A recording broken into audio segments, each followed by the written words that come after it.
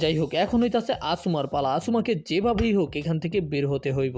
এই কারণে আসুমা তখন উইনস্টাইল জুৎসুর ব্যবহার করে আর ওই কুনাইটা দিয়ে লাইটনিং এর ব্যারিয়ারের উপরে আক্রমণ করতে শুরু কইরা দেয়। আর এখানে ফুরিডো জোরাকে টেলবিস সম্পর্কে বলতে শুরু কইরা দেয়। আর তার কথা থেকে আমরা বুঝতে পারি যে হয়তো জোরার ভিতরেও একটা টেলবিস্ট আছে। সে বলতে শুরু করে যে 15 বছর আগে লিভ ভিলেজের মধ্যে একটা নাইনটেল ফক্সের স্পিরিট আক্রমণ করছিল, যেটাকে 4th হোকাগে একটা বাচ্চার বডিতে সিল কইরা ফেলে, যেটার মাধ্যমে লিভ ভিলেজ নিজেদের একটা জিনজুরিকি পেয়ে যায়। আর তখন গিয়া তাদেরও একটা সুযোগ হয় নিজেদের জিনজুরিকি বানানোর। নাইনটেলসের যে চাকরাগুলো আশেপাশে আবহাওয়ার মধ্যে ছড়িয়ে পড়ে, তারা সেগুলোকে প্রথমে ক্যাপচার করে আর তারপরে গিয়া তাদের 5 বছর সময় লাগে ওই চাকরাগুলোকে জোরার ভিতরে সিল করতে। আর তার মানে হইতাছে যে জোরা হইতাছে একটা জিনজুরিকি, নকল জিনজুরিকি বলতে পারো আর কি। মানে হইতাছে জোরা একটা জিনজুরিকির লাইট ভার্সন। আর এই কারণে তো জোরা ফায়ার টেম্পলের মধ্যে একেবারে ধ্বংস চালাইছিল। কিন্তু এখানে আমরা দেখতে পাই যে আসুমা ওই ব্যারিয়ার থেকে মুক্ত